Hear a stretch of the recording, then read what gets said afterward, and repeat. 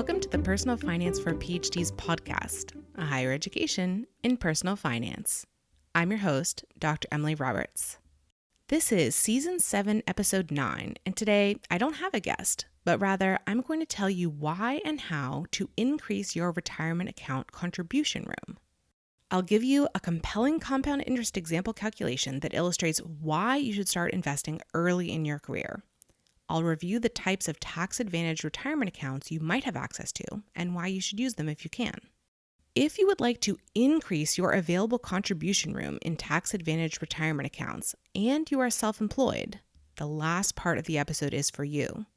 You may not be aware, but you can actually open a tax-advantaged retirement account through your business, even if your business is new or tiny or unincorporated. I compared the 3 most popular self-employment retirement accounts and evaluated which is most advantageous for a solopreneur side hustler, as so many PhDs are, in a video training I recently added to the Personal Finance for PhDs community. In this episode, I'll tell you about the training, what motivated me to create it, and how to avoid making the same mistakes I did with my self-employment retirement account. You can access the training by joining the Personal Finance for PhDs community at PFforPhDs.community. I highly recommend going through the training if you are looking for more retirement account contribution room. It might even convince you to start a self-employment side hustle for that express purpose. This episode is specific to the US and is not tax, legal, or financial advice for any individual. Without further ado, here's my episode on why and how to increase your retirement account contribution room. To build my case, I need to start by showing you why you should invest for retirement early on in your life. There is an example I use in my seminars that makes a big impression on at least a few people in the audience. This is a compound interest calculation, and you can follow along with it and play with some numbers of your own using a compound interest calculator such as the one at MoneyChimp, which is linked from the show notes. Compound interest calculations model the exponential growth of money over time with a given rate of return. It's a way of modeling the returns you can get in the stock market, for example, though this calculation has a steady rate of return and your rate of return on stock investments would fluctuate quite a lot year to year. It's a good model if you're calculating returns over long periods of time. So here's the example. Let's say you're able to save and invest $250 per month. That's 10% of a $30,000 per year stipend or salary. You have no starting balance with your investments, and your money gets an average annual rate of return of 8%. You do this over 5 years, for example, while you're in grad school or a postdoc. After 5 years, you've contributed $15,000 and your money has grown to $18,369. That might not sound too impressive yet, but just wait. Now, let's take that $18,369 and let it keep growing with an 8% average annual rate of return. You're not going to add any more money to this particular pot. Let it ride for 50 years this time. The balance in your investment account has now grown to $990,000. You heard me right. The money you contributed over just 5 years has, given enough time and a good rate of return, grown to just shy of $1 million. This is the power of compound interest. If you'd like to read this example for yourself and dissect it a bit, I've linked an article from the show notes about all the assumptions and so forth. Here's the takeaway point though. Don't discount any amount of money you are able to invest during grad school or your postdoc. Whatever money you manage to invest early in life is going to have an outsized impact on your wealth in your older years. So start early and save as much as you reasonably can. Of course, you're not limited to investing for retirement to an early 5-year period of life. I hope that you will continue to invest throughout your career in larger sums than $250 per month. That doesn't take away from the importance of starting early. That's the case for investing in general. Now I'm going to tell you why you should use a tax-advantaged retirement account for your very long-term investments. What do I mean by tax-advantaged retirement account? Basically, the federal government gives a tax break to incentivize people to fund their own retirements in particular. Money that has been contributed to a tax-advantaged retirement account is shielded from income and capital gains taxes. These tax-advantaged retirement accounts go by many names: such as individual retirement arrangement or IRA, 401k, 403b, 457b, thrift savings plan or TSP, and there are even more. If you invested in a regular taxable investment account, you would pay your full income tax on the money you invest. Plus, every year, there might be some small bites taken by income or capital gains tax. How large the tax bites would be depends on what you're invested in, how long you've held the investment, and how high your overall income is. Instead, with a Roth tax-advantaged retirement account, you pay your full income tax on the money you contribute, and then the money grows tax-free while it's in the tax-advantaged retirement account, and you can withdraw it in retirement without paying any income or capital gains tax. A traditional tax-advantaged retirement account allows you to deduct your contributions to it from your taxable income in the year you contribute. The money grows tax-free while in the tax-advantaged retirement account, and then you pay ordinary income tax on the withdrawals in retirement. It is a great strategy to use a tax-advantaged retirement account for money that you're sure you won't need access to until your retirement. While in any given year, the tax you might pay on investments in a regular account might be fairly small, the cumulative effect on your investment balance over decades of this is a bit like a death by 1,000 cuts. Plus, once you're in your peak earning years, it's quite a valuable tax break to be able to deduct your contributions to a traditional tax-advantaged retirement account. The tax break on the growth in a tax-advantaged retirement account alone typically amounts to tens or hundreds of thousands of dollars over the course of an investing lifetime. This again demonstrates the power of compound interest because the biggest part of the difference is not in how much you pay in tax, but in how much that money could compound and grow if you were able to leave it invested instead, which is what a tax-advantaged account does.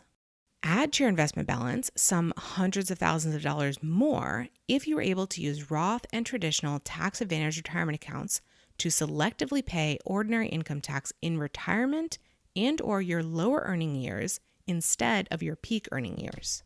I hope I have convinced you of the power of investing and specifically inside a tax-advantaged retirement account. Now, I'll define a term I'm going to use quite a bit in the remainder of this episode, contribution room. Contribution room is the maximum amount of money you are permitted to contribute to a tax-advantaged retirement account in a given year. For example, graduate students and postdocs who are not employees of their universities or institutes are not extended retirement benefits, so their only tax-advantaged retirement account option is an IRA. If you are under age 50, the annual contribution limit to an IRA is $6,000 in 2020. Graduate students who are employees of their universities or institutes are only very rarely extended retirement benefits. It's worth checking into, but don't get your hopes up. If you are an employee in the private sector, it's typical to have access to a 401k, perhaps even with a matching program. If you are under age 50, the annual employee contribution limit to a 401k is $19,500 in 2020. Your total contribution room between a 401k and an IRA is $25,500.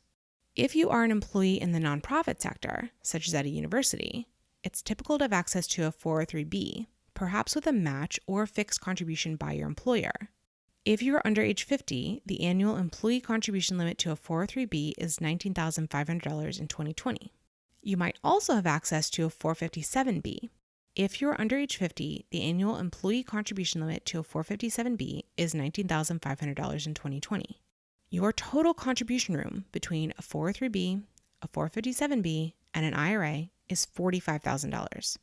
You can see that the contribution room available to you as a full-time permanent employee is much, much greater than if you are a fellow or graduate student.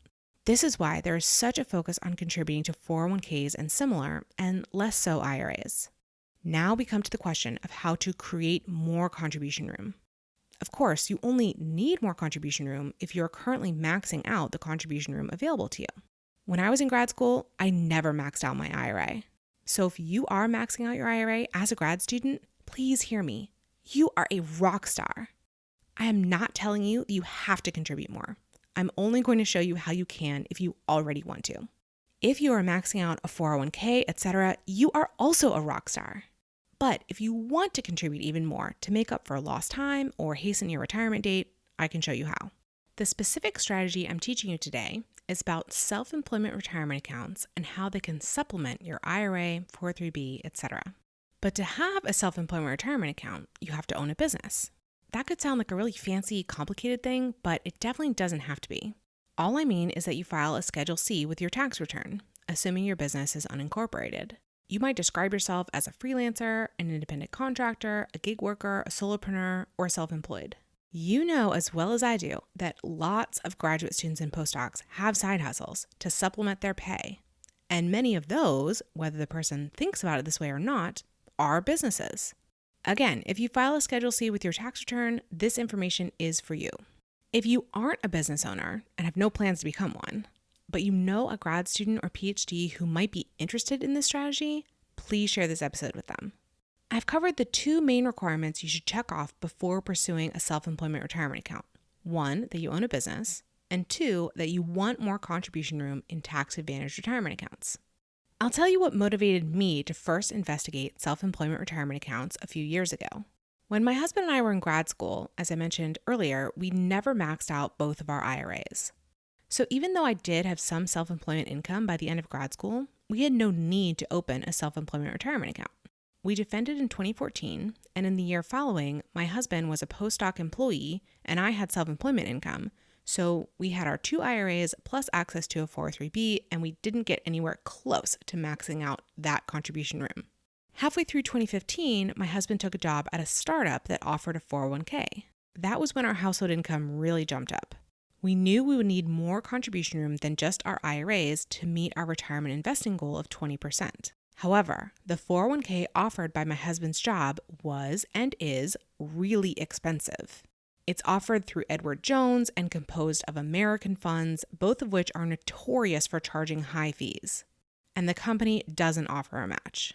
So in 2015, I read up about self-employment retirement accounts and opened one for personal finance for PhDs. We had a lot of options in where to open the account and which funds to purchase within it, so we could keep the costs really low. And that's been our tax-advantaged retirement investing strategy for the past 5 years. We can meet our retirement investing goal using our IRAs and my self-employment retirement account. If we ever do need more contribution room than those accounts provide, we will use the expensive 401k, but not until. Your motivation to use a self-employment retirement account to increase your contribution room might be different from mine. Honestly, I didn't imagine that any graduate students, for example, would want to contribute more than the $6,000 IRA ceiling. But I was wrong. One of my recent coaching clients through the Wealthy PhD, a grad student, maxed out her 2020 IRA, but had some additional money that she was interested in getting into a tax-advantaged retirement account. She did freelance work on the side of her role as a graduate student, so I suggested that she look into self-employment retirement accounts. Our conversations throughout that program on this topic inspired me to create a new training inside the Personal Finance for PhDs community titled Self-Employment Retirement Account Options. You can access the training by joining the Personal Finance for PhDs community at PFforPhDs.community. As you can tell, I love to encourage PhDs to invest early on in their careers, even during grad school or a postdoc. I also love teaching about taxes. So this training is a perfect crossover point between my 2 favorite personal finance subjects, and it stretched me quite a bit as well as I learned a lot of new things. The objective for self-employment retirement account options is to help you choose which self-employment retirement account type is right for you and your business. I haven't mentioned it yet, but there are at least half a dozen high-level options, and many of those have various permutations. As I was sifting through these options to decide what to include in the training and in what depth, I kept in mind my coaching client who inspired the training. There's a lot of information out there about self-employment retirement accounts, but it's largely intended for people who work full-time in their business, like I do, or even for small businesses with employees. What I decided to do with the training in the Personal Finance for PhDs community was to create it with a side hustler in mind instead. A solopreneur who has only a few $1,000s in self-employment income, but who wants to maximize their retirement account contribution room even on that smaller income. When you frame the question that way, I believe the best choice becomes much clearer. I included in the training detailed information about the 3 most popular self-employment retirement account types. The less popular account types are not ideal for a side hustler or solopreneur. The types I included are SEP-IRAs, simple IRAs, and one participant 401ks. Across these 3 account types, I compared the type of business they are ideal for, their employer, employee, and overall contribution limits and formula, whether a Roth version is an option, and their deadlines to set up. For each account type, I also calculated the overall contribution limit for someone whose net business profit is $24,000 per year, an amount that highlights well the differences among the plans. I also show you how contributions you or your employer make to a retirement account offered through your primary job affect your contribution room within each of the types of self-employment retirement accounts. This information is not the type you uncover by reading quick summaries of various account types, but it is crucial for a side hustler. Ultimately, I recommend one account type over the others. I present whether that account type can be opened at 13 of the most popular brokerage firms today, and a few specifics about the account at each of the firms where it is offered, such as what fees are charged. All of that is to save you a bit of research time when you're actually going to open your account. I admit I did not do any research on the best place to open my self-employment retirement account. I opened it with Vanguard, which is where I had all my other investments. It was quite surprising to me when I looked around at other brokerage firms to find that Vanguard is not necessarily the best option. The very last module in the training shows you how to use a certain IRS worksheet to calculate your contribution room, and I show 4 calculation examples. This module is really in the weeds, but it should be super helpful for someone who's trying to put as much money as legally allowed into their self-employment retirement account. I actually didn't know about this worksheet a couple of years ago when I accidentally slightly over-contributed to my self-employment retirement account. Once I realized my mistake, I had to reverse that contribution in a slight panic right before the tax deadline. I don't want anyone else to go through that process or over-contribute and not catch the mistake, so that's why I included this module. Let's come back around to the compound interest illustration that I relayed at the beginning of this episode. Given the assumptions in that example, investing $250 per month for 5 years and then letting the portfolio grow for 50 years resulted in a balance of almost $1 million. Whatever your savings rate, increasing it by $250 per month is going to have a very impressive outcome, either in more wealth in retirement or achieving financial independence even earlier. If your budget has no room for additional investing right now, but you have a bit of time on your hands, consider pursuing a self-employment side hustle such as consulting, freelance research writing or editing, tutoring, baby or pet sitting, or gig work. To invest $250 per month in the type of self-employment retirement account that I recommend, you only need to net $269 per month through your business. Let's round it up to $350 per month to account for income and self-employment tax. If you earn $15 per hour after expenses, you can earn $350 in 23 hours of work, or less than 6 hours per week. At $25 per hour, that's 14 hours of work in a month, or between 3 and 4 hours per week. If you charge $50 per hour, which is quite moderate for some of the types of work I mentioned earlier, you can earn $350 in just 7 hours of work per month. Increase it to $100 per hour, and you're down to less than 1 hour of work per week to meet your goal. If you think that charging $50 or $100 per hour is outlandish, you're probably anchoring against what you've been paid as an employee and or for work outside of your unique skill set. Capitalize, literally, on the skills you built or are building during your PhD to command higher pay rates. Do you think you can find between 1 and 6 hours per week to devote to a side hustle over just 5 years if it can become an extra $1 million 55 years from now? If you're already there with your self-employment side hustle or will be soon, please consider joining the Personal Finance for PhDs community to take the Self-Employment Retirement Account Options training. You will learn which self-employment retirement account is best for you and your business and where to open one to protect your investments from taxes and maximize their growth over the decades. You can access the training by joining the Personal Finance for PhDs community at PFforPhDs.community.